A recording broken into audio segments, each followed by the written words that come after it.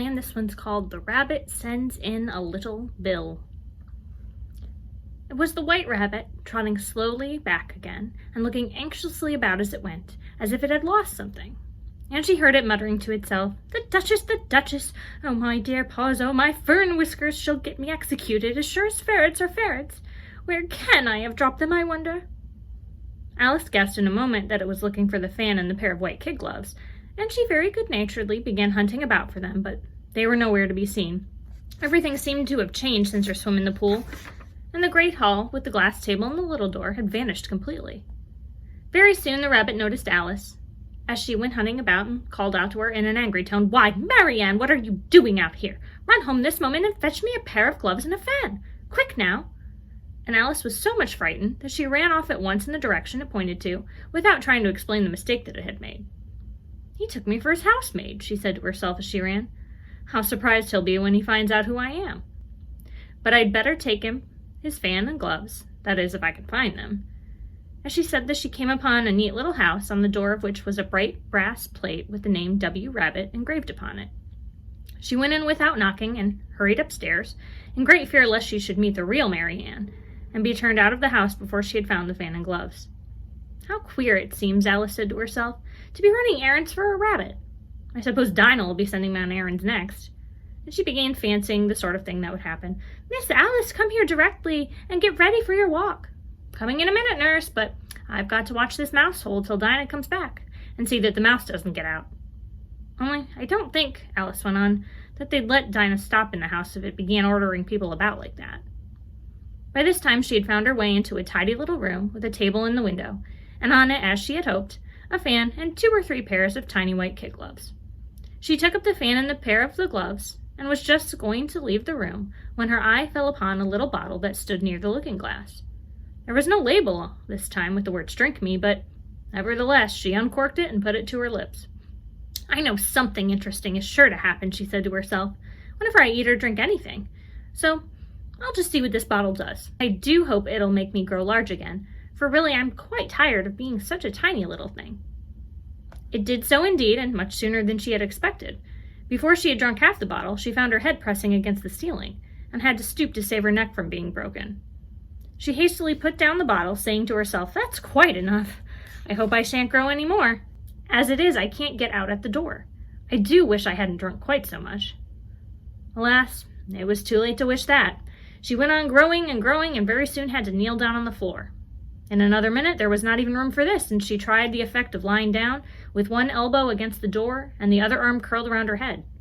Still she went on growing, and, as a last resource, she put one arm out of the window and one foot up the chimney, and said to herself, "Now, I can do no more, whatever happens.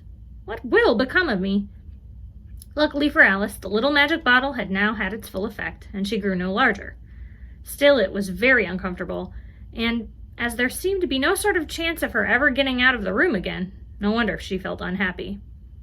It was much pleasanter at home, thought poor Alice, when one wasn't always growing larger and smaller and being ordered about by mice and rabbits. I almost wish I hadn't gone down that rabbit hole, and yet, it's rather curious, this sort of life. I do wonder what can have happened to me. When I used to read fairy tales, I fancied that kind of thing never happened, and now here I am in the middle of one. There ought to be a book written about me, that there ought. And when I grow up, I'll write one. But I'm grown up now, she added in a sorrowful tone. At least there's no more room to grow up here. But then, thought Alice, shall I never get any older than I am now? That'll be a comfort. One way, never to be an old woman. But then, always to have lessons to learn. Oh, I shouldn't like that. "Oh, you foolish Alice," she answered herself. "How can you learn lessons in here? Why, there's hardly room for you, and no room at all for any lesson books." And so she went on, taking first one side and then the other, and making quite a conversation of it altogether. But after a few minutes she heard a voice outside and stopped to listen. "Marianne! Marianne!" said the voice. "Fetch me my gloves this moment!" Then came a little pattering of feet on the stairs. Alice knew it was the rabbit coming to look for her, and she trembled till she shook the house, quite forgetting that she was now about 1,000 times as large as the rabbit and had no reason to be afraid of it. Presently the rabbit came up to the door and tried to open it, but as the door opened inwards and Alice's elbow was pressed hard against it, that attempt proved a failure. Alice heard it say to itself, "Then I'll go round and get in at the window." "That you won't," thought Alice, and after waiting till she fancied she heard the rabbit just under the window, she suddenly spread out her hand and made a snatch in the air. She did not get hold of anything, but she heard a little shriek and a fall, and a crash of broken glass, from which she concluded that it was just possible it had fallen into a cucumber frame or something of the sort. Next came an angry voice, the rabbit's. "Pat! Pat! Where are you?" And then a voice she had never heard before. "Sure then, I'm here. Digging for apples, Your Honor." "Digging for apples indeed," said the rabbit angrily. "Here, come and help me out of this." Sounds of more broken glass. "Now tell me, Pat, what's that in the window?" "Sure, it's an arm, Your Honor." He pronounced it arum. "An arm, you goose. Who ever saw one that size? Why, it fills the whole window." "Sure it does, Your Honor, but it's an arm for all that." "Well, it's got no business there at any rate. Go and take it away." There was a long silence after this, and Alice could only hear whispers now and then, such as, "Sure, I don't like it, Your Honor, at all. Do as I tell you, you coward." And at last she spread out her hand again and made another snatch in the air. This time there were 2 little shrieks, and more sounds of broken glass. "What a number of cucumber frames there must be," thought Alice. "I wonder what they'll do next. As for pulling me out of the window, I only wish they could. I'm sure I don't want to stay in here any longer." She waited for some time without hearing anything more. At last came a rumbling of little cartwheels, and the sound of a good many voices all talking together. She made out the words, "Where's the other ladder?" "Why, I hadn't to bring but one. Bill's got the other." "Bill, fetch it here, lad." "Here, put 'em up at this corner." "No, tie 'em together first." "They don't reach half high enough yet." "Oh, they'll do well enough." "Don't be particular." "Here, Bill, catch hold of this rope." "Will the roof bear?" "Mind that loose slate." "Oh, it's coming down, heads below." A loud crash. "Now, who did that?" "It was Bill, I fancy." "Who's to go down the chimney?" "Nay, I shan't." "You do it." "That I won't, then." "Bill's got to go down." "Here, Bill, the master says you've got to go down the chimney." "Oh, so Bill's got to come down the chimney, has he?" said Alice to herself. "Why, they seem to put everything upon Bill. I wouldn't be in Bill's place for a good deal. This fireplace is narrow, to be sure, but I think I can kick a little." She drew her foot as far down the chimney as she could, and waited till she heard a little animal, she couldn't guess of what sort it was, scratching and scrambling about in the chimney close above her. Then saying to herself, "This is Bill," she gave one sharp kick and waited to see what would happen next. The first thing she heard was the general chorus of, "There goes Bill!" Then the rabbit's voice alone, "Catch him, you by the hedge!" Then silence, and then another confusion of voices. "Hold up his head! Brandy now! Don't choke him! How was it, old fellow? What happened to you? Tell us all about it." Last came a little feeble squeaking voice. "That's Bill," thought Alice. "Well, I hardly know. No more, thanky, I'm better now.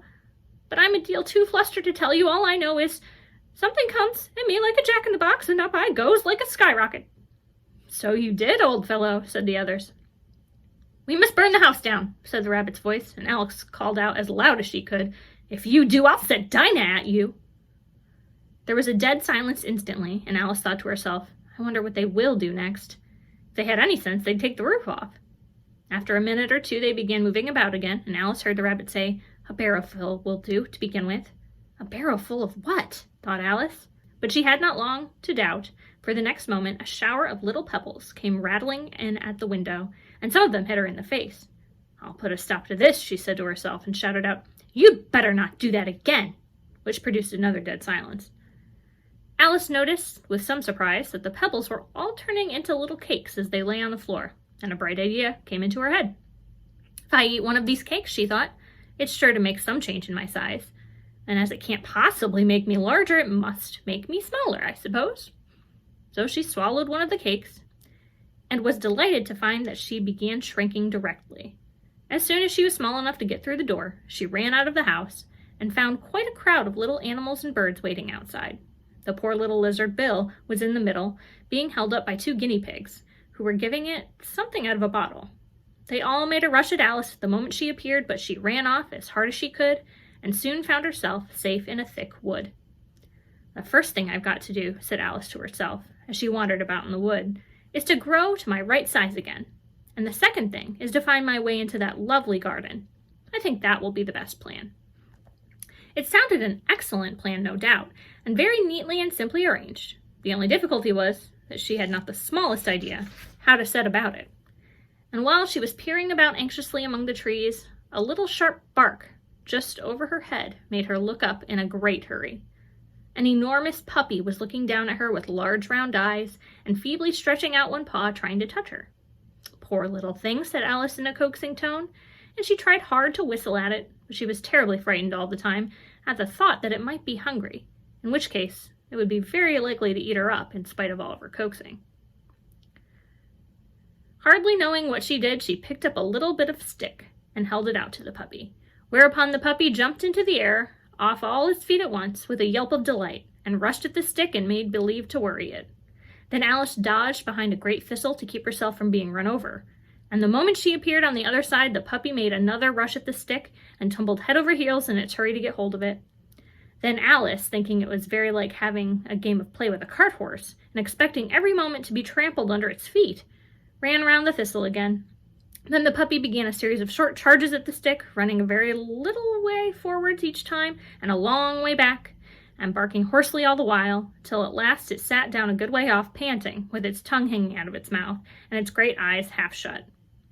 This seemed to Alice a good opportunity for making her escape, so she set off at once and ran till she was quite tired and out of breath, until the puppy's bark sounded quite faint in the distance.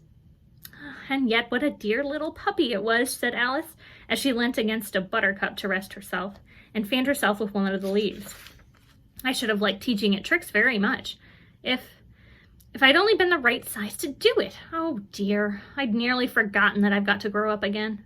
Let me see, how is it to be managed? I suppose I ought to eat or drink something or other, but the great question is, what?" The great question certainly was what. Alice looked all around her at the flowers and the blades of grass, but she could not see anything that looked like the right thing to eat or drink under the circumstances. There was a large mushroom growing near her, about the same height as herself, and when she had looked under it and on both sides of it and behind it, it occurred to her that she might as well look and see what was on the top of it. She stretched herself up on tiptoe and peeped over the edge of the mushroom, and her eyes immediately met those of a large blue caterpillar that was sitting on the top with its arms folded, quietly smoking a long hookah, and taking not the smallest notice of her or of anything else. And that's the end of this chapter.